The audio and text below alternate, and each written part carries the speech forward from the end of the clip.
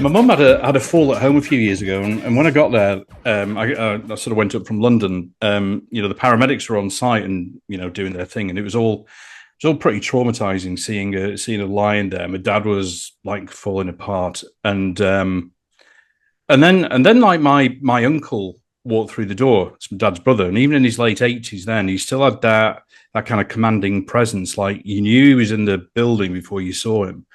He'd always had that since I was a kid, and what he gave me then was this sort of feeling that as long as he was around, everything would be okay. We'd kind of find a way through it. I think this sort of gravitas is a kind of rare but really important attribute to have, especially when the world is so fucked up and chaotic and volatile and reactionary. Gravitas, that sort of presence, I want to be around people that have that ability to give off that sort of positive energy. My guest today is one of the most blistering, powerful, and accurate drummers I've seen. I've seen him in two very different bands, Def Club and Glassing, and I've yet to see him in Planet B. Maybe that's one for 2026. Maybe if I can get him some time off the road. Each band has their very own style and adaptability, and his adaptability to their style really kind of blows me away. And for me also, he has that presence that I was talking about earlier. When he's whatever the situation is, the obstacles, whatever you feel like he'll find a way. Like sort of fuck it, let's try this. And now we're good, let's go. Yeah, I'm up for that. And it's that willingness to try. And if it doesn't work out, then so what? Let's try something else. And again, I sort of feel that the ability to show calm and level-headedness is a kind of superpower. I mean, I even put away my own insecurities when I asked him if he wanted to do this podcast, which is no mean feat. And because I really did think he would just say yes. And here we are. So anyway, that's enough smoke blown. Time to give him a bit of shit. So Scott Osment, welcome to the show. Thanks for coming on. It's great to see you, man. Yeah, great to see you. Thanks for having me. So you're doing something a bit different to playing this time. So you're on a break, a few days break in the middle of a tour at the moment. Yeah, I got asked to be a tour manager for this band called This Will Destroy You. The post-rock band. I don't know. Whatever the genre is, yeah. Yeah, I don't know. Yeah. I'm totally lost with them. If you don't know about it, it's like it was like they're like early 2000s. They're post-rock, so like they were listening to like Explosions in the Sky, Godspeed, that kind of stuff. Very cinematic kind of music. And Glassing did a tour with them last fall. Excuse me. And because the guitarist of Glassing is friendly with those guys, they were all roommates at some point. They asked us to open, and then they found out that I can parallel park a trailer, and I think that's why I got the gig. So that's how that goes. That's a kind of like rare skill to have these days, right? Yeah. yeah. We're in a Sprinter and a trailer, and I gotta, I've had to back it up, parallel park it, do some weird turns, and they're like, "Here we go." I mean, the question is, if you're in the UK and you're driving on the other side of the road, right on drive, how would you fare? Do you confident? I was. Yeah, that would be one of those you just kind of like figure it out or whatever. Yeah. I haven't. I actually drove. I drove right hand side on the. I did it like the UK way, but on an island in the Bahamas. Which Okay. Probably one of the UK territories or whatever. I think they still drive on the left. Yeah, whatever your side is. Yeah, the left, side, yeah. Drive on the left with the steering on the right. I drove that, like a minivan full of people, and I was like flipping the windshield wipers the whole time, and I was like, oh, fuck, that's the... Yeah, we just figured it out or whatever. Now, I was, of course, inspired by Alton Jenkins, the drummer of Money, because he opted to drive the whole UK leg. Because we were just like, I think we could only get one guy to do the UK. Because we can't. You can't switch that around. We can't switch that around. Alton was like, I'll just drive the whole time. And he did. For the UK. And it was just watching him. And he was just like, For sure, I got it. It's totally fine. And I would sit next to him and go like, "You got it, man. Like, I don't know what this is, but let's do it." And then, yeah, and then by the end of the tour, or by the end of that leg of the tour, he was like perfect. He was a pro. He knew, he understood. So, yeah. So There's a rare one when you're driving like a UK car on the other side of the road, on the right hand side of the road. That's a bit of a head fuck. Yeah, Trying to sure. work that out. Trying to work that out. Seeing okay, which mirror am I supposed to be looking Yeah, at? I don't even know what to do anymore. No. Yeah. I mean, shoot, I barely even know how to cross the street. If I need to like run across the street like illegally, I just kind of go like, uh, whatever, we'll just go for it. I don't know. Yeah, but whatever. So Just how figure it much out. so you did was it last year like an enormous amount of touring? A decent amount, I'd say. Yeah, It for was like sure. was it something like half of the year Yeah, was kind I of on the guess it road. was kind of like half the year, I guess. I did 115 shows or so. It was my first time touring Europe, UK. Yeah. I got to go 3 times Yeah. last year to play. Let's see, Roadburn, with Def Club, Arc Tangent with Glassing, and then we did those shows at 007 Yes. Yeah, the yeah. Broken in November.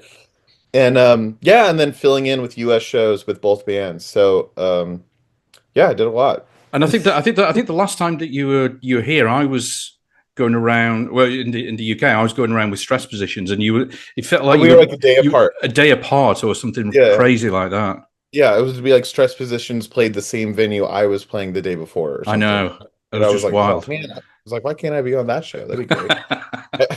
Sounds cool. But I think that was with Glassing. I think Stress Positions even has the same booking agent. Like all the bands, like we all have the same agents and we're all a day apart. All Okay, play, all playing all just filling in the gaps for between Roadburn, or for that's Roadburn. right. Yeah, yeah, That's what everyone was doing. It was a lot of fun. Like maybe ideologically, because you're just kind of like, man, we're all just kind of like doing this thing together, yeah, but like a yeah. day apart. It's so cool. It really was. That was such a Yeah. good. It was such a good time. There was Yeah, such a fun energy. some good venues. That Hmm. they played as well. It was really good. So That's going awesome. back to the kind of like your sort of formative influences, like going back to kind of like when you were a kid, which is not a lot long ago. But 33, so yeah, not too far. Yeah, not too far ago, but yes, certainly you don't have as far to go back as I do. But sure. kind of like when you were a kid. What do you remember of your, of your sort of childhood? That I'm interested in sort of what formed you. Like who you are now. For sure. I didn't really care about. I mean, I liked music. It was kind of just on, but Mm, I didn't like gravitate towards anything until I was like 10 or 11. mm, And but before that, my parents were like playing. My dad was doing the classic dad music, AC/DC, yeah, yeah, Black Sabbath, which is great. And then my mom was like really into Motown and like funk kind of stuff and like kind of mm, pop R&B. And then my sister, well, my sister would show me kind of like cooler stuff. So we had this like cousin that was like really just like a neighbor that you becomes a family, kind of yeah, deal. yeah, yeah, And that cousin was a little bit older than my sister and would show my sister like Marilyn Manson, the Dead Kennedys. yeah, And then she would filter that to me as I got older. yeah, So like when I was 11, I feel like that was a pretty big one where I was listening to like Linkin Park and POD because it was 2000, yeah, yeah. That was And like I mean, it was 2001. basically sort of unavoidable, wasn't it? Yeah, it It was was just like it was fucking on the everywhere. radio. Yeah, Yeah, it was on Q101 when I grew up in Chicago, and I was like listening to yeah, just that was the thing for me, which is very funny. And then, but then my sister was like, "Here's the Dead Kennedys." My dad was like, "Here's Black Sabbath," and that like mm. changed some stuff. It's funny. I remember like when I had a sort of similar thing with like our next door neighbor when when I lived at home, and I'd been was probably about the same age, maybe 11 or something like that. I've been sort of fumbling around, not knowing what the fuck I was listening to, like all sorts of Yeah. terrible stuff. And then my neighbor gave me this like a compilation record. It's just called, I think it was just called New Wave. It actually had a picture of somebody that became a friend like in later years. It was like this sort of red cover, and this guy on the front cover just sort of with a can of beer, just spitting the beer. And it had stuff like the Dead Boys, the Damned, Sure. but it was Judy as a Punk by the Ramones that was the one. I think it was the opening track, and like when I heard that, it was just like nothing was ever the same again. Totally. It was just wild. I was just like, fucking hell, what is this? It's funny. So I had that moment, and this is, of course, like, I don't know, the irony is the right word, but maybe it's just cool. I don't know. But so I was like listening to like new metal and like, like, I was trying to ramp it up with like metalcore, Killswitch Engage, even Lamb of Yeah, God, yeah, and stuff. And then some kid in high school, I'm 15, this is 2007. Some kid showed me like a Locust song, yeah, yeah. and this is like the tail end of the MySpace era. Mm, So I was like, oh, this is it. So then yeah, yeah, I look up the Locust on MySpace, and then just went on the top eight and then just rabbit holed. And that was the shift. That was that was the like, I'm into generally heavy music or whatever, but now we're going down whatever the hell this is. yeah, yeah, You know, a lot of like, I don't know. I got really into like the art aspect of the music because I was like, the Locust has like the most weird art, mm, the most um bizarre lyrics, and and but they're the most mad and the most correct. That was my attitude at the time. I was like, mm, mm, because you hear like, I was listening to like political music and going like, wow, this is pretty like base level stuff. But yeah, they're like talking about real niche particular things in an interesting way. I was like, man, what a yeah, cool band. And then I started a band, and I just played gallery spaces. I was like kind of just really into the art zone yeah, of music, which is like, I think kind of funny. Because I think because I do like blast beats a lot, people mm, think I'm like a metal dude. I'm like, I liked metal stuff, but like I like I liked the like intensity um coming from like, I don't know, Gabe Serbian or Brian Chippendale or John Severson. And those yeah, are like all kind of like artier bands, that they played in. So yeah, my first band was like keyboards and drums, and we were playing gallery spaces, and we weren't brutal at all. yeah.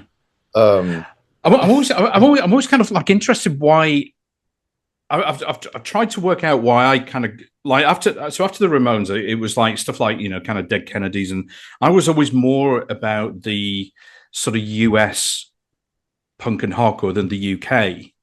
Quite sure. honestly, some of the UK stuff fine, but a lot of it, unless it was some of the sort of anarcho punk, some of the Crass and Flux of Pink Sure. Indian stuff like that, a lot of that kind of post 77, 78, I could take it or leave it, and it was the US stuff that really kind of interested me. Yeah. Um, but there was also some in the sort of early 80s, some really kind of off the wall, off kilter stuff going on, and that was sort of really interesting. Then stuff like when Sonic Youth started, like the early sort of Sonic Youth, very, Sure. very, completely sort of different.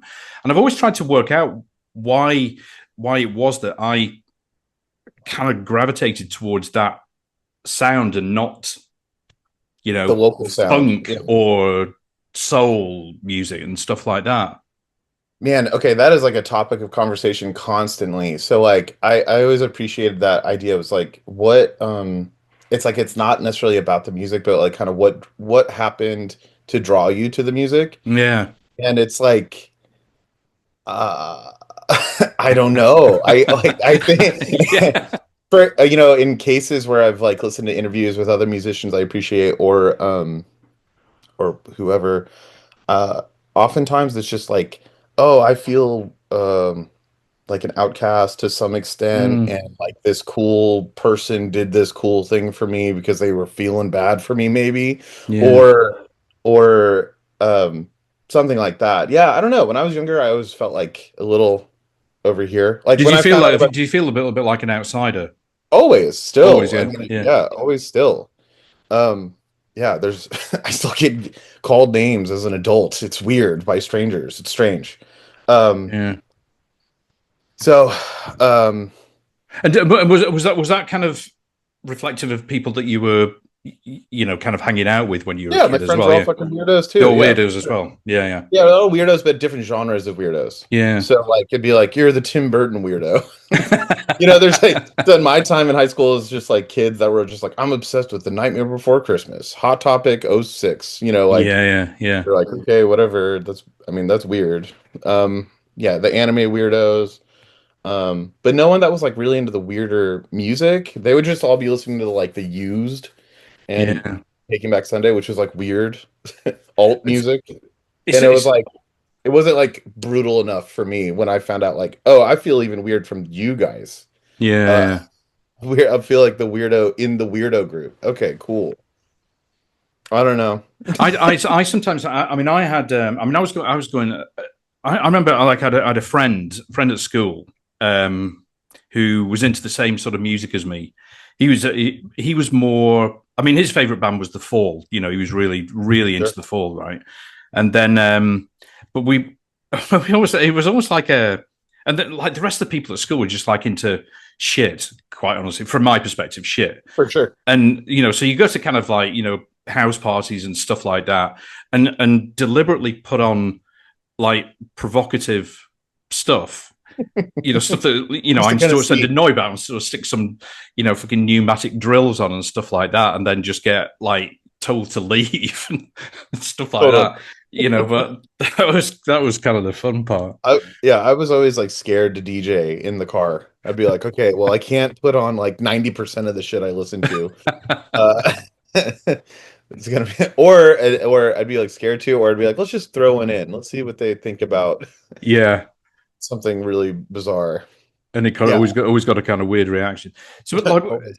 so when you said you started playing live and you're playing kind of gallery spaces and Mhm. stuff like that. I mean, what from what you can remember, what was that?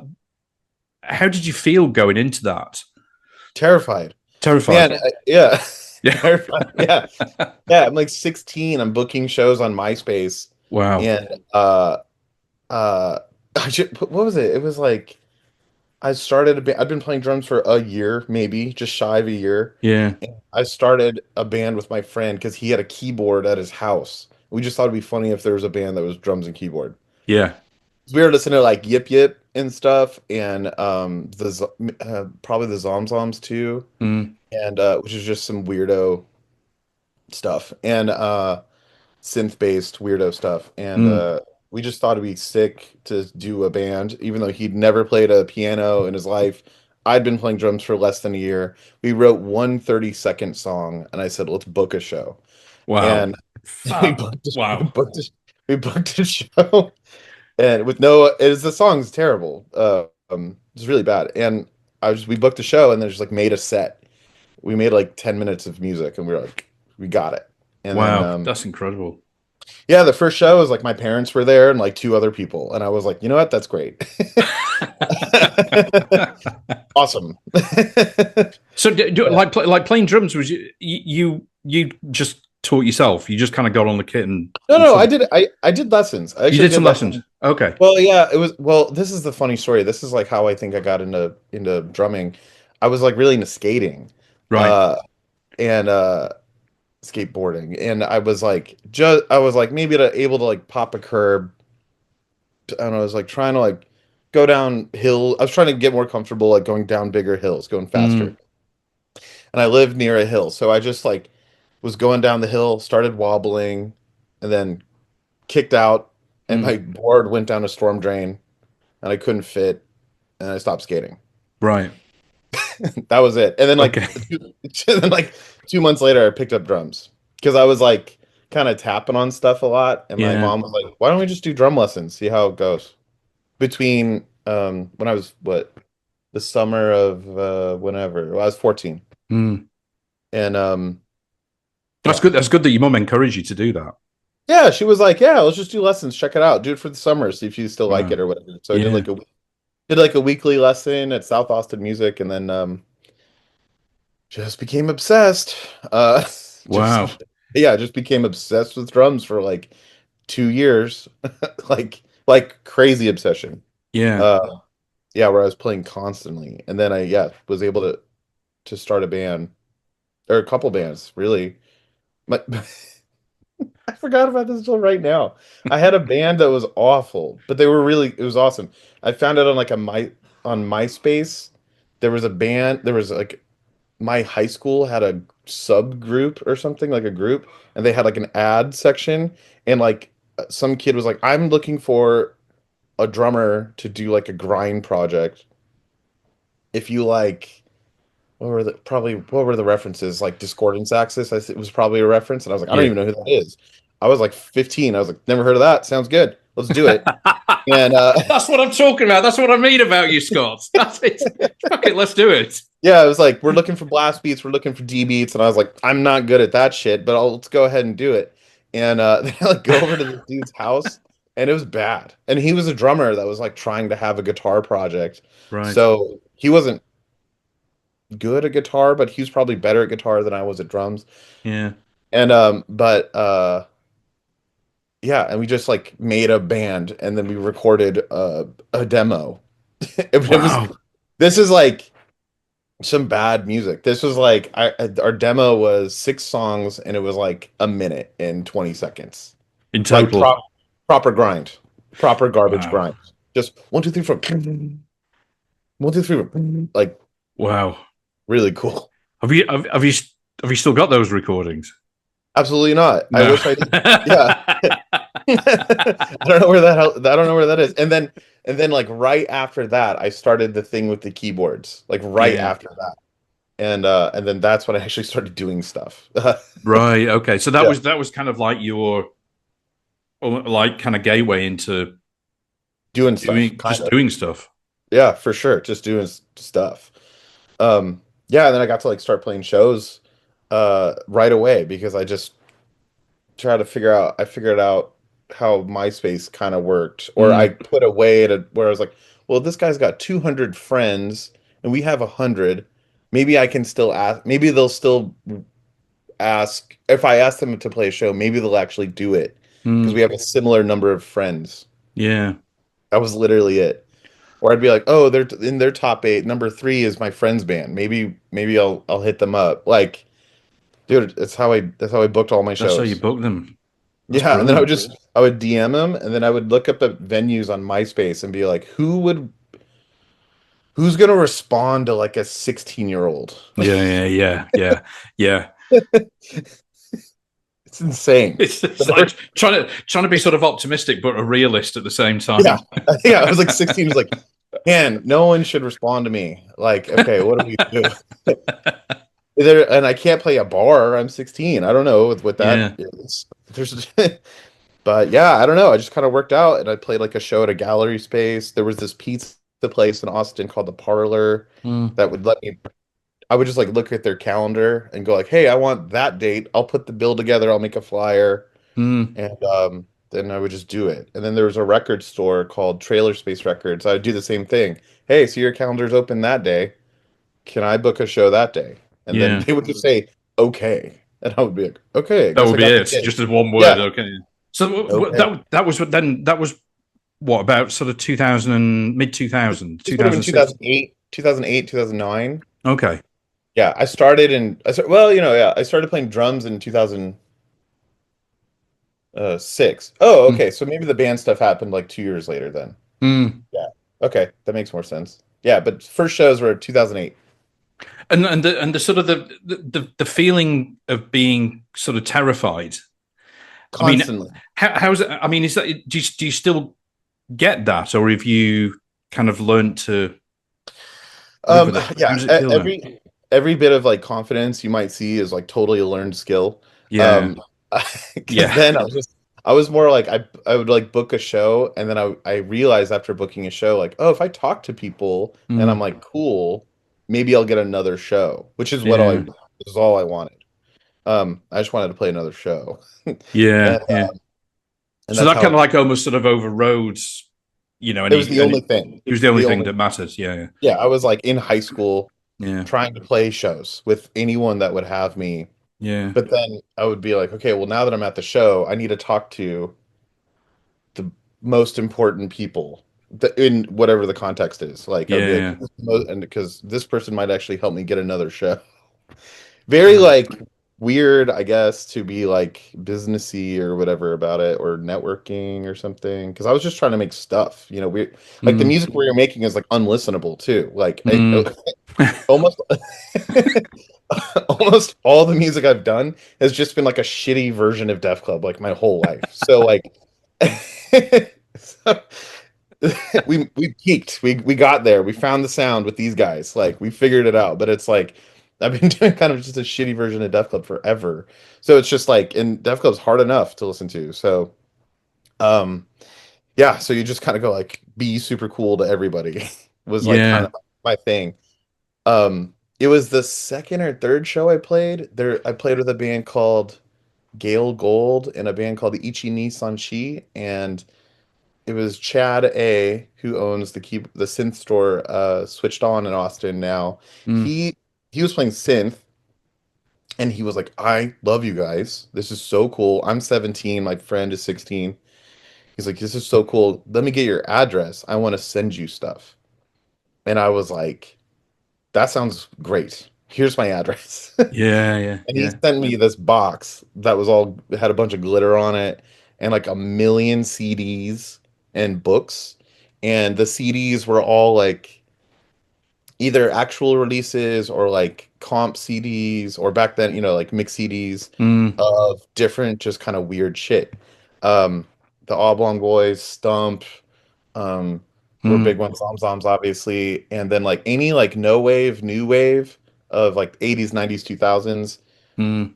He was like, "You're gonna want to know about all this." And then the books were all like Dadaist poetry and Dadaist history. Yeah. Um, and I was like, "Oh, that's why I went into the art world because I was like, Right. oh, this is like so sick. This is exactly where I want to go." Yeah. Yeah. Yeah. And then I was like, just try to hang out with like I was like, I got this dude's number, Chad A, he's my guy. I was Yeah. like, Yeah. I'm gonna be like, that's my kind of guy. So well, yeah, I was like 17. He could have been 25. He could have been 30. I have no idea how old that guy was. Mm. I know he was older and he was cool to me. It's And he funny. gave me he No, gave go me all on. that stuff that opened my fucking whole world, to even It weirder stuff. isn't it just sort of weird how you can just sort of come across these people just sort of almost like randomly. Sometimes Totally. it sort of happens that you're looking in sort of similar places, but then Totally. you just either kind of like sort of hit it off, and then like this other world sort of opens for you. It's a funny one. I mean, we also had that like kid band thing going on. Like we're 16, 17 doing Yeah, yeah, weird shit. So I recognize this in retrospect. But we kind of had that like, oh, look at these kids doing weird shit. right, Let's help them along. right, Is what okay, now okay, because now I'm kind of doing similar sorts of stuff for some younger people that I know that I'm like, oh, you know what you should do? You should listen to this record, and it'll blow yeah, your freaking mind. yeah, yeah, Uh, and yeah, so I recognized it as that, and I just that was huge, huge mm, for me because then that's why I like dove more into like noise. I dove more into like really outsider stuff. mm, And then I became aware of who was booking that stuff, and I became aware in town. So because like in Austin then, dude, there weren't any like cool bands that were it was just like indie, it was like 2008 indie rock, the okay, peak, right, you know what I mean? So there was like the Crumb Bums, which was amazing. I had yeah, that, and I had like Lower Class Brats, and there was a band called like Sober Days, mm. and those were like the punk bands. Crumb Bums I still like appreciate a lot, but With lower class brats from Austin. I didn't realize. I never yeah, realized that. I never realized that. All right. I know they sound like that. Yeah. But yeah, it would be like you'd see them on a bill like all the time. You'd see the flyers, but I was like, but that was it, and I didn't like vibe with. I mean, I have this haircut, but I didn't vibe with like the straight. They were doing Yeah. like the real deal, the hair, Yeah. the Yeah. leather stuff, and I was like, I'm just like a guy or whatever. So I'm not. I appreciate that, but that's not my Not my thing. That's not Uh, your thing, yeah. aesthetically, the music's cool, but I'm not like knowing those guys. Oh, yeah, okay. I mean, that's an interesting one. Yeah, that kind of scene hadn't really developed. Yeah, there was So like you kind of going down this sort of rabbit hole of more, let's call it more kind of extreme kind music, of like weird like music. really like avant-garde and Yeah. like a lot of the shows I was going to felt like a you know like not a show but a performance. Mm. Uh Yeah. Yeah, yeah. yeah, I know what you mean. you're watching this person, you know, put a contact mic on a string and like or whatever, or you're watching this person like play, I don't know, just do weird shit. Yeah. And at the time there were spaces for that, which I got to play and got to play with these people and I thought was great. I I was mean, like, do you know? I remember seeing. I went to see. You know, Dialect. You know the kind of industrial hip hop band oh yeah, from yeah, New for Jersey. sure. So they were playing in Brussels a few years ago, and their support, the support artist, it was kind of like a group, and they were they were in the middle of the floor, so they weren't on the stage, just in the middle of the floor, playing just all these weird kind of construct instruments that they built and sort of constructed, and they were just sort of sat in a circle, and it was mind blowing. But that's the kind of stuff that you remember. You know, Totally. really kind of like that they set themselves apart. Yeah, just, like it's the coolest thing. Like just even growing just and then when I became like aware of like Author and Punisher, Mm. where you know Tristan like he like builds his friggin' machines and stuff, Yeah, I yeah, was like, that's the coolest thing ever. Like yeah, anyone that's like, and he's doing it all like so it's like tough and industrial kind of looking, so it's like it is cool. But yeah, anyone I've gotten to meet a lot of people that like, oh, I build instruments and I made a set and I performed my thing or whatever. yeah. Like that was a lot in the like noise performance art Mm. kind of zone that I kind of got involved with. So, like having that kind of interest in that kind of performance art, and almost like sort of pushing boundaries. I mean, does that sort of come through into what you want from the music that you're playing as well? I think it's more of just an influence. I don't think that it's like something I'm trying to do. So like Mm. there was a breaking point. So I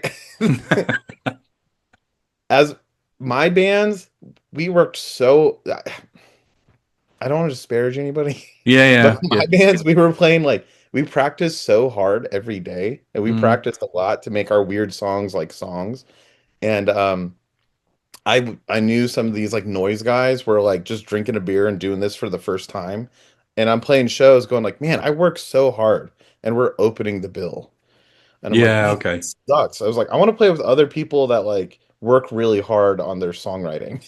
Yeah, yeah, And I yeah. found a little like screamo scene in Austin in like 2011 or so. Mm. And I was like, that's what I want to get involved with. Because at the time I was like really into like Touche Amore and La Dispute. Mm. And I was like, because I was like, I was of age uh, Yeah, yeah, for that kind of music. And yeah, first breakups, let's listen to a lot of Dispute. yeah, And and I was like, I want to get into this scene. And I knew about like the screamo bands playing at this house, and I was like, I want to play at this house, but I need to make a band that sounds like that. So I did with, and then I was like, oh, now that I became kind of a part of that scene, and I was like, nobody here is like good at, and I wasn't either. But I was like, I want to be really good at blast beats because nobody's like really good at blast really beats. And I good. was Yeah, like, yeah, in my little scene, I was like, everyone's doing everything, everyone's good, but I was like, I want to be. I'm noticing the weakness here. I want to be the best at blast beating, doing blast mm. beats, and I'm not.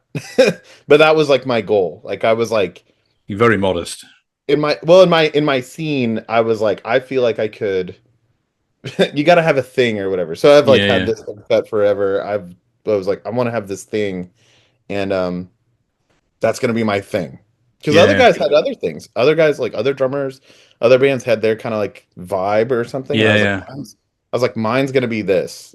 That's Right. my thing, and which is how we just kind of progressed to here. So like, um, it's like I just wanted to. I would say that I wouldn't like my drumming style at this point is not based on like I don't know. It's just it comes from it's influenced by like the art world basically. As you Um, are now. yeah, as I am Yeah, yeah, now. Yeah, I'm still yeah, like my still the influence is like, okay, well, I'm doing brutal stuff, but like my background and like my way of thinking about like songwriting or like why you hit certain notes kind of is rooted in the like performance art and maybe like educational noise is what I've been kind of calling it, like John yeah, Cage and Marcel Duchamp, yeah, yeah. like educational noise, and then Mm, and going like, why are we listening to this, or why is this motion happening? Um, so maybe that's like my influence, but it is still just blast beats and D beats. So mm. um, That's that's kind of interesting. the thing. That's interesting thinking about about how those about kind of like the the whys of it. Hmm. You know, Which goes back to with like, why did I get interested in this kind of weird music at all? certain It's like, some yeah, yeah, yeah, so that, and, and I just kind of go into like, why did I do this motion? Because it's easier to get into this fill thing, or it's like this is natural to me, and then you're like, okay, you kind of figure out like, why is this natural? I don't know, yeah, or like, yeah, why does this like really skronky like atonal thing? Why is that hitting this weird part where I'm like, yes, yeah, like, yeah. I yeah, know. it's funny you said about the Ramones, because I mean, I listen to a lot of interviews with musicians I like, and everyone's like, "Dude, the Ramones, when I heard Mm, that, changed everything for me." yeah, And I listen to the Ramones, going like, "This is pop music from the '70s or whatever." yeah. But but then I've seen like some videos, and I'm like, I mean, it's like all downstrokes, but he's like, Yeah, it's so fucking fast. And then that drummer, I don't know anyone's names. The drummer was doing like hella fast. Like if he could that's have just been I think that's Marky, isn't it? Who's the second one? He's extremely fast. crazy, where I was Yeah, like, yeah, man, if these guys wanted to, they could have been like a grind band. yeah, yeah. Uh, like if yeah, I guess Marky. Well, I guess if he was that fast on the snare as he was on the hat, they could have just been like the first grind band. Like, yeah, it was I weird don't, because when like Tommy the first drummer, he was like just live. They were slower than they ended up being. Like the end of the 80s, early 90s, early yeah, 90s for me. They was just so fast. It was just kind of crazy. But Tommy was yeah, just like metronomic. Just right, like he was just like he was like a machine. And then yeah, Marky came in and kind of made it fast with the and his his hi hat stuff is just insane. insane. Yeah, it's Really is. insane. Yeah. Yeah. And I only became aware of that recently because I don't know, because I've been listening to interviews with like the legends of American punk, Ian MacKaye, Henry Rollins. I was Mm, the way that they talk about the Ramones, I'm like, maybe there's something to this band I'm missing. I know yeah. Blitzkrieg Pop, or like like I think yeah, I think there are I mean there how do I say it? I'll always love them, but they're a source of frustration for me as well because the some of the production on some of the records has just been awful, like shocking. Like Phil Spector producing End of the Century is fucking yeah. terrible. Just some really really bad decisions. But live, they were like different level. Did you get to see him? I did. I saw them three times, and Oh they wow. were. I mean, just insane. I mean, they were Yeah. like, and I think it's an era as well, isn't it? And For sure. it's a time when I got into them probably when it was probably 1979, 80, maybe something like Mhm. that, which was you know 3 4 years after their sort of first album. So it's still relatively sort of fresh. And the influence on so many bands that came after them was, and of course that's been diluted, but they're Sure. still the kind of the for me they're still the foundation Totally. of Yeah, those it's of it's those really sort of kind of like, influences. it's funny to know that it's like, oh, Minor Threat was listening to the Bad Brain, or listening to, sorry, I mean that's true, but Minor Threat was listening to the Ramones, going like, oh, Yeah, yeah, like yeah, like like, I don't know, I guess I kind of just put it into perspective recently. It's like that was really the band, the yeah, one, and then we got Bad Brains and Minor Threat, or Teen Idol and Minor Threat and Black Flag and stuff later yeah. after that. And But none of that music's for me to listen to. I don't like any of that yeah, stuff. I liked the only one of that era that I like is the Dead Kennedys because of like mm, the snotty attitude. I yeah, yeah, I really love bad attitude. I really love uh funny lyrics. yeah, yeah.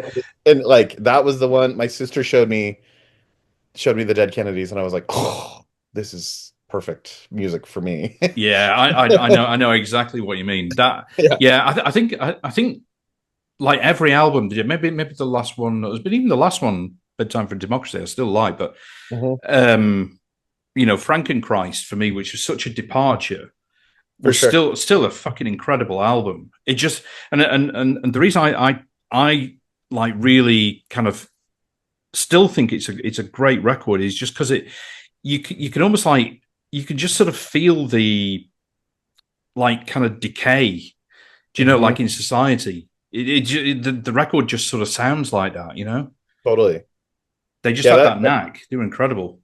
yeah, they really did it for me. That Mm. was one and then I was just listening to it the other day, but on Give Me Convenience or Give Me Death, just the Pull My Strings song. Oh yeah, yeah, yeah, It's yes, like it's the best thing I've ever that shitty attitude and they doubled down on it. It's just so yeah. cool. And the So humor. cool You're to me. right. We mentioned about the humor as well. Humor's huge for me. I was Yeah, like, man, and it's such a bad attitude. In Def Club we called it like a good bad attitude yeah. where uh yeah, just those people that just man, you're just being just such a dick to everyone and it's so fun. Uh it's like so fun. Yeah, really, really, yeah, really great. What one thing that's sort of coming through, Scott, is that like with the sort of the interest that you have in kind of like exploring things is your curiosity. Oh, sure, yeah. To how important that has that been. That's what's coming across to me. How important do you think it's been for you I in? mean, I always like checking stuff out, and if I'm unaware of something, I'm like, let's be aware of it. I don't know Mm, what it is though, so it's like, mm, um, I mean, in my 20s and stuff, especially, I've just been on tour a lot, so I haven't had a lot of free time, but mm, I was like able to go to a lot of like art museums, and I was like, I'm always like interested in like visual artists. mm. Um, and just going and deep diving on stuff that I don't understand because I don't make art, I don't make that art. So I'm Right. like, oh, what is painting? I don't really get why I should care about this. And then I figure it out. I'm like, this is so cool. Um, I don't know. I guess being curious about stuff is like the only reason to keep it going, I as think it is. to Yeah. be alive or whatever. Because you're like, man, there's so much stuff in the world. Yeah. Why Yeah. don't I could figure out more stuff? I don't know. Now, Um, I mean, do you think because I guess you kind of well, I'm thinking what I'm thinking is do you think that it's easier or more difficult now to be curious because like man, kind this of is like do you know what I mean I'm thinking of the internet and you can basically kind of for sure. Google everything now, whereas when Right. you were a kid perhaps you couldn't do it wasn't as easy, it wasn't as commonplace. Well, I would say in my particular experience, it- it's it's almost harder because it's so much easier. Yeah, What do I mean by this? Like okay, so I found out about all this weird music because it was like kind of accessible, yeah, actually. yeah, Which you like MySpace era, just the top eight alone, you could deep dive. You're like, I'm gonna go on this guy's top eight and then go down this guy's top eight and then you find different artists you find all kinds of cool stuff and I feel like because and it was man it was great and I've talked to some younger people than me and they're just like yeah I don't know we just got like Instagram or whatever and it's hard to deep dive on Instagram and you're like yeah, or it's hard to deep dive on TikTok on stupid or whatever and you're like man, I was just sitting behind a computer all day, just finding yeah, bands. Like, yeah, yeah, and yeah, I was finding cool shit constantly, and yeah, just logged it. I feel like it was kind of a heyday, yeah, because yeah. before that was all liner notes and shit, and like You're right. seeing pictures with the singer wearing a band T-shirt and being Yeah, like, "What's that band?" Like that was like the thing, and exactly. then we got MySpace, and I was like, "Oh we can do anything now. And Yeah. then and then it turned into Facebook, and you're like, I can't find anything. It's true. uh, and now the way everything is going, like I don't know. I feel like it would probably be better if we just went back to zines and CDRs, like or Well, some combination of, I don't know, past media. So whatever. I mean, when I was yeah, I mean, when I was started buying records, it was the you're talking about sort of visual art. It was the like going to a record shop, and your only point of reference was like certainly in the UK. I mean, we didn't have all the sort of US college radio. Literally, had John Peel and a local radio station in Lancashire where I was born, which was a kind I of mean, John similar sort Peel. of thing. Yeah. Or you would have some of the music publications which would sometimes give you some of the more interesting stuff, but not always. It was a kind of mix of mainstream and not mainstream. But it was going into the record shop and just digging, and it was often like the album sleeve, the artwork on the sleeve. Totally.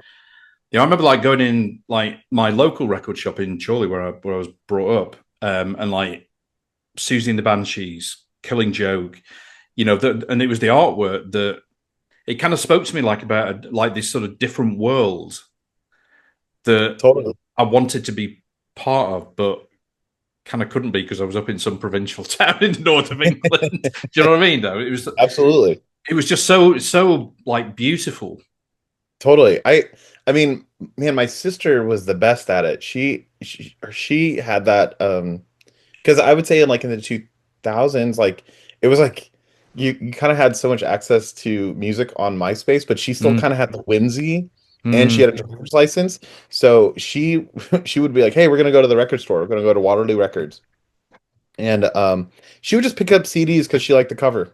She's like, yeah, it's $7. I'll just pick it up. yeah. And that's how I got into hardcore kind of. She was like, she picked up a Curl Up and Die CD, Mm. uh, and it because it's blue and had a little pink little fish thing, and it says Curl Up and Die. And she's like, that's hilarious. I'll pick this up. Love it. And I listened to it every fucking day. Yeah, Like, because she was like, oh, I don't think I really like this. And I was like, I love this. I This love is that. what I'm Yeah, about. And that I think in retrospect, I think that kind of was like, oh, these types of tones. Like before I found out about the locust and stuff, I was like, oh, because I was like listening to Killswitch Engage. So I mm. was like, oh, this is like a little different, whatever this is. I can't listen to that record. It's like there's a nostalgia for it, but it's Time and a place. time and a place. Yeah, that's a Yeah. time and a place record. I'm like, all right. Young me was learning. But with Yeah. like the sort of visual art that you were going to see, what sort of visual art were you attracted to? The stuff that always gets me is the stuff that's like now it's like relatively controversial, Mm, but it's like Pollock, Rothko. mm, Uh, Rothko's always like hit in a way that's like always insane, and I always like that he makes every museum. What's the one in fuck? It's in London. It's either a MoMA or the other one that's just like a MoMA. mm. Uh, I forget what it is. It's In by the London, water. well, like the National Gallery or some one of the in One of those London. ones. Yeah, Yeah, I yeah, was like in London, I don't know, 10 years ago or so, and I just it was something like a MoMA or like the Great wherever the hell it was. But it was like all like weird contemporary art museum or something. yeah. Anyway, I just like that Rothko's like he has his own room and the vibe is different and Mm, these paintings are overwhelming. And then in Houston, there's the Rothko Chapel yeah. that like I don't know if you've been there, but that like really No. brutalist esque chapel with the like the pond and the weird like I don't know thing, and then you go in and the vibe is brutal. Yeah, Uh, I don't know. I just think that kind of stuff, that kind of stuff, anything that's like that always kind of like draws me in. yeah, yeah. And then like your Cy Twomblys and Mm, kind of all the big names in the weird space. I mean, I would go to New York a lot. I always try to hit both coasts in my 20s, and mm. I would go to New York a lot and go like to every art museum and then just yeah, just learn about all this stuff. Because I don't know what it is, but like a lot of visual art kind of like inspires. something I'm working on or Yeah, something yeah, I'd like to work on yeah. I with think there's, music. I think there is a a connection there, or it's important to kind of have a connection. I think between the art For sure. and For sure. the noise that's coming out of the thing as well. I always have an appreciation for someone that does something. And then I also just for anything. That's like a big thing right now. I feel like no one does stuff. I mean, a lot Yeah. of people do stuff, but you know what I'm saying. Um, and especially if they're good at something that I have no concept of, or where I'm Mm. like, I don't, you don't want to see me draw nothing. But if you want to, but if I see somebody that's like an incredible painter, you're like, oh man, I want to hang out with whatever. I want to hang out with you because you Yeah. do cool shit that I don't really fully understand how to do. Does I it? mean, Does it? No, go on. I was gonna say like playing with a guitarist kind of blows me away because I'm like, you do all that? Like, fuck all that. Uh, like people that play guitar and sing at the same time, like Brian or Yeah. Dustin from Glassing. I'm like, man, that's a lot. I mean, especially Brian, he's doing all the tap dancing and he's got like different vocal things he does, and he's Yeah. like I in- always think, yeah, people that have those like kind of I mean, kind of drummers that sing as well. I mean, that blows my mind. don't waste my time on that. Not gonna ever learn how to do that. No. Not ever gonna figure that out. Insane when people do that. I'm like, no way. Especially if they like sing actually notes. Yeah, yeah, You're like, totally. you're like, no, no way, There's just no way that I could no way. think about that. I mean, I took some drumming lessons a few years ago, and it took it took every ounce of my brain to work out what the fuck my hands and legs were doing. Never mind what my mouth was doing. Oh, it's a lot. I couldn't even think of I know. that. It's crazy. My God, I know. That's always a funny one. I hear that from people that try drumming. They're like, I got the arms, but the legs? No, no, Oh no, no. yeah, And yeah. I'm like, oh, you just need to work on it, you know. But There's a time where I think like when I kind of started and then and sort of flailing and it's just like I'm never going to get and then suddenly just something clicks. oh, it's the It's best. like, oh, I get it Yeah. now. hmm But It it's like almost anything in life where you're just kind of like you're just kind of pounding your head on a wall until you're like, oh, that's what mm, this is. yeah, Now I no. get it. Yeah, it's like anything. So like Yeah. with because obviously you've worked with a lot of different kind of musicians, Oh, for sure. with different bands. I mean, how do you and I'm thinking, there's a lot of different personalities, Oh, yeah. within a band, never mind, kind of different bands that you might be playing with at the same time and stuff like that. I mean, how do you, I mean, those aren't always easy. And then if you think, you sometimes have a, if you're recording, you've got a producer, engineer, whatever, and all those sort of different personalities that are sort of coming into it. You're generally a sort of pretty chill guy. Thank you. How do you but how do you manage those different kind of relationships? And of course now you're doing the sort of the tour managing, which is kind of like a different hat that you have to wear as well. Yeah. Being like a camp counselor and the dad and the chiller and the funny guy The and the mate, yeah, driver and the funny guy, yeah. and the businessman that settles at the end of the day. Yeah. Yeah. I, it's That's a lot of shit. yeah. And then yeah, that's stuff that you don't like know until you're doing it.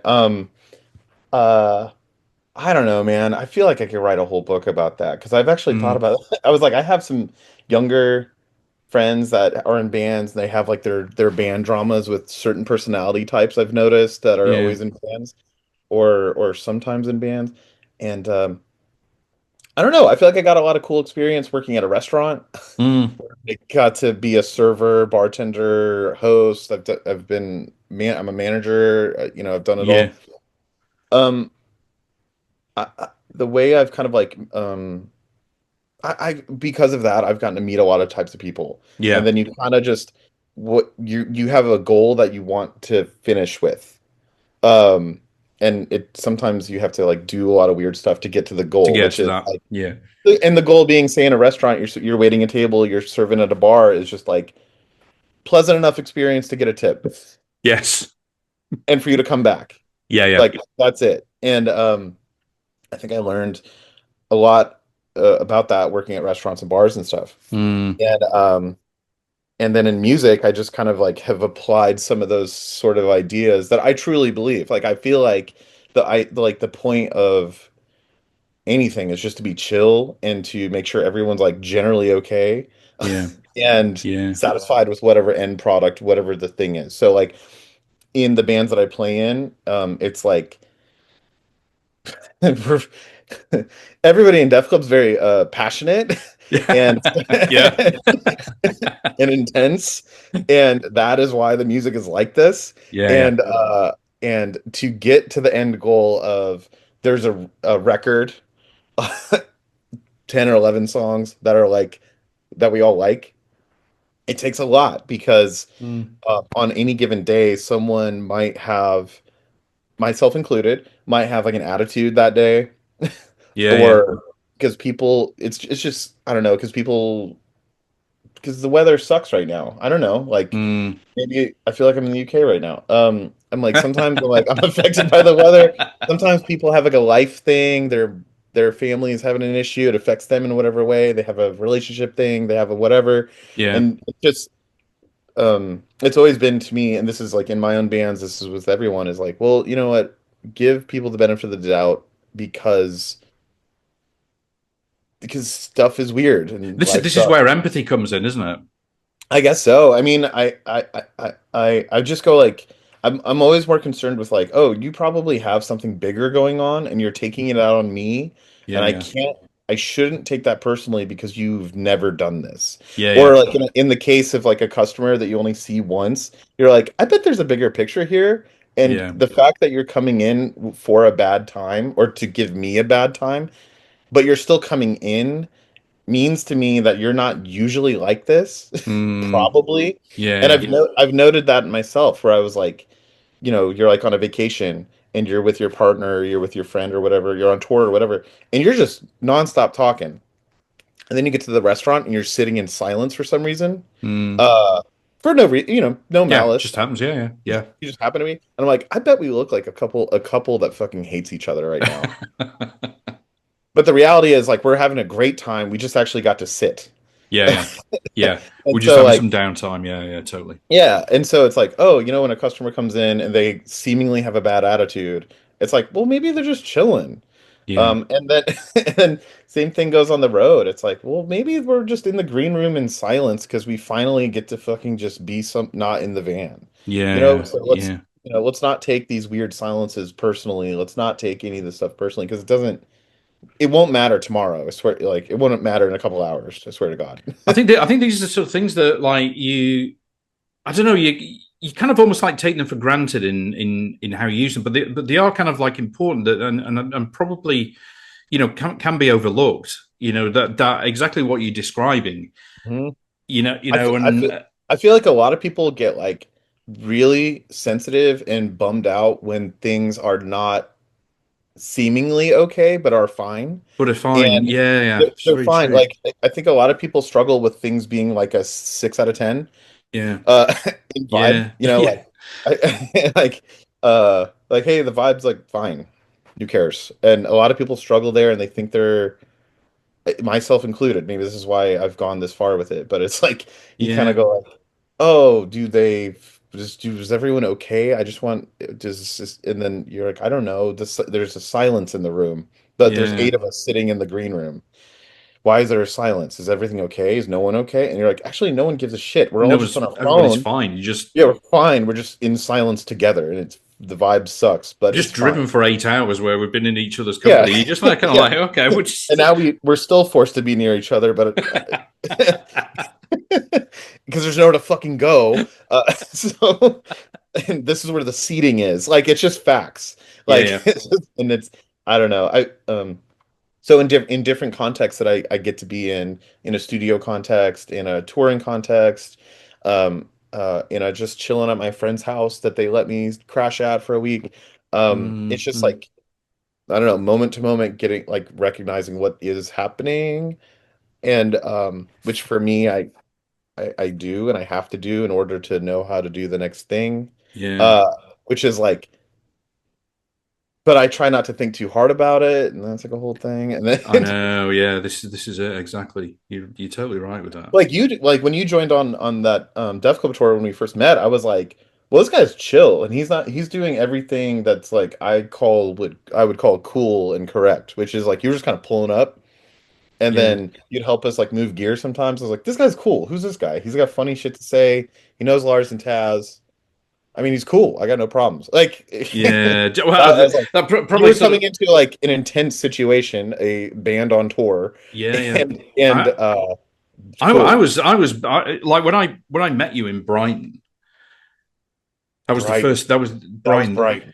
Yeah, Brighton's the one by the ocean. By the yes, exactly. Yeah, Yes, yeah, yeah. yes. That was the first night that I met you. Oh, Brighton was brutal that day too, because Yeah, I was yeah, like yelling at the security. Oh yeah, that was a yeah. whole thing. I know they fucked up several things Hey, there. So I kind of like joined you there, and I was basically like sort of shitting myself. that was like almost the worst day of that tour. That that's crazy. I forgot, dude. Maybe I blocked that out of my head. That was like one of the Probably. dumber days of that tour. That was probably the dumbest day of that whole tour. That's crazy. Okay, I forgot that I even met you there because that day, yeah, we were on one that day. Yeah, it was How'd it go? yeah, I mean for all the reasons you mentioned, there's a kind of dynamic of the group. I didn't want to intrude on that. I didn't want to kind of upset that. Yeah, here I am kind of like rocking up each time, stuff like that. But you kind of yeah, it was interesting. Like I thought about this myself, and you just suppose in a way you just your kind of radar of reading the room and Mm. kind of like sort of switches on, and you realize when people just sort of need their own time, and and what have you. But so Or there's some sometimes there's you some need self to awareness, isn't it? sometimes you need to like yell at a security guard for being mad at you, and then you got to be like, well, listen, this is what we're fucking doing, and you're Yes. gonna have to deal with this because that's what we did. Yeah. And I was like, nah. And then the promoter, the whole thing with the oh man, that was a whole ass thing. Damn, Yeah. Brighton. Yes, Yeah, that that's was the one. Yeah. I've yeah, wa- I've walked past there a few times, and it yeah, always kind of brings back the memories. man, what a funny day. I always said it was. Do you know? It was like the one of the big things there was after you'd done your sound check, Oh um, yeah, with the DB limits that were crazy. with That's the right. with the limits, yeah. But I do remember like Justin coming off the stage after the sound check and coming straight over and just saying hi and said really good to have you here. Which Oh, cool. really meant a lot. Because I was Sure. basically there thinking, fuck. You feel like a little bit of an imposter sort of coming into this kind of environment. For sure. And because I only knew I'd met Jeremy and Bill, but I knew. And I'd met Alton before as well, but I knew Taz the best. I Yeah, didn't, sure. I didn't know any of you guys. So for to have that was, and then then you came over, and then Brian and Colin it was then as well, and it was just great after that. That was just like a huge weight off my mind. Oh, cool. Yeah, I mean, like, anyone that I always feel like, with this kind of music, and I feel like it's really important as like a musician to make something that is so your own and so unique, so Yeah, that if anyone is interested in you, or if you're fr or interested in your friend's band, Fuck Money, the best band in the world, uh, yeah, you anyone in that little circle, if you're associated with like the Fuck Money guys, I'm gonna be like, oh, you're probably cool. yeah, Uh, just on we don't even have to talk. Like yeah, you're probably cool yeah, because like because we're making stuff that's like just for ourselves, yeah, yeah, and yeah, not we're not trying to put breakdowns in a song or whatever. yeah, Like we're making, and if you think that's cool, it's you're probably cool. So yeah, like it's funny a lot of, and I know that's like a I don't know, it could be kind of a dickhead thing to say, but I'm like we're just making stuff for ourselves. So if you yeah, like us as people through music, I probably like you as a person as a person. yeah. That makes sense. Uh Yeah, yeah, so yeah, because like Fuck Money makes like truly like cool and unique and special music, indeed. Yeah, yeah, and the tour with those guys every day was so great. But they have like cool friends yeah, because yeah, of or whatever, and I don't know. So of course. It was such a good time, getting to go into Stonehenge and Oh yeah, yeah, yeah. all that sort For of sure. stuff as well. It's just great. I know. So much fun. Yeah, it So was. much fun. Yeah, we were psyched to have you along. We were like, this is great. Um, yeah. Such a funny tour. Yeah, that was my first European UK tour First ever. European one, yeah. And Yeah, then and of we were course, in, like kind of Roadburn was like blow away. That that was was kind of next level. that was so good. That was kind of next level. Yeah. Uh, yeah, I remember we were watching Fuck Money set up, Mm, and it was like I was with Def Club dudes, and then Glassing's booking agent as right. well, and then Glassing played on the PA like Okay. one of our songs, and I just remember being like, "This is crazy." I'm watching Fuck Money. I'm with my band, listening to my other band on the My other PA. band. Yeah, I was like, "This is crazy." This song came out like last week, and yeah, and then when we played Roadburn, man, that was really something. That was like I think for that tour, we were like Roadburn was clearly the winner, like best Yeah. show. And the next ones were like Prague and Ostrava for sure. But it was, I mean, all the shows are Well, incredible. do you remember? Do you remember Dunkirk? Oh, I love Dunkirk. That venue, That was crazy. I mean, that was crazy. we sort of like so we got off, but we had to go a different route Yeah. because we'd only go as foot passengers. So we got to Calais and then got a train over to Dunkirk, and it looked like the town was closed. Yeah, Like when we got there, and it was just like, I okay, know. right, okay, it's just like a stepping stone before Roburn. Hmm. And it was just like Yeah, there's that such a was cool venue, and just all these people coolest venue. turned up. Yeah, a lot. Yeah, I've heard of this from the movie Dunkirk. It's like a war movie. That's Yeah, all I've ever yeah, really known about that place. yeah. And then it was like, oh, you pull up, you're gonna play this like what was it? They like It was stored like cannonballs and shit there Yeah, and it was like a kind of artillery. community sort of art center, wasn't it? It had this really like Yeah, really it's good kind of restaurants and kitchen, yeah. where they cook some great food, and then this amazing light show and sound as well. It's next level. Insane. Yeah, and I think we got to have our banner at that show too. You But it was did, like yeah, that show and like the way we were treated by the staff, the dinner that we got that they made yeah, for us, yeah, the like accommodations were walking distance. yeah, So we left all of our shit there yeah. after the show, just walked to the hotel. It was like so incredible. Um, yeah, I was like Dunkirk's like my favorite spot, and that venue is my favorite spot. And then So good. Glassing got to play that same venue a couple months ago, and I was Did like, oh my God, I was so excited. And it was the same promoter from the Oh, Def Club amazing. show. And he was like, dude, that Def Club show was amazing. Uh and I Oh, was that's like, oh, amazing. great.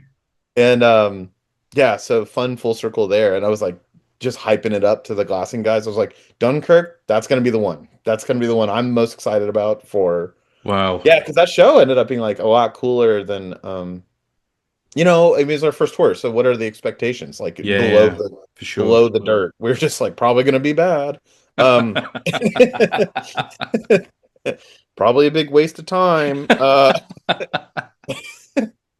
But it ended up being great, so we were, thrilled. That was great. It's cool that you brought that up because I think about that place because we Yeah. were talking about that the other day with This Will Destroy You. We were like, oh, what do you think your favorite venue in the US is? It's like, oh, Great American Music Hall. And I was like, yeah, totally.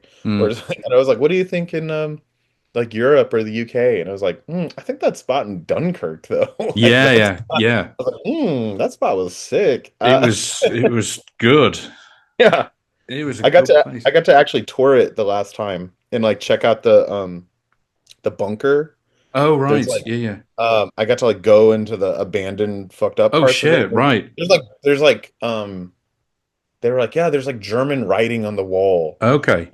I was like, oh, is this like a Nazi thing at one point? Probably. Yeah, yeah. Um crazy. Yeah, it's That's insane. very strange place. I guess Yeah, and there's ghosts and stuff. it's just not on the tour radar usually. Yeah. It was It's kind of wild, and it's such a good place to go. I mean, what was that? There was a couple shows in the UK.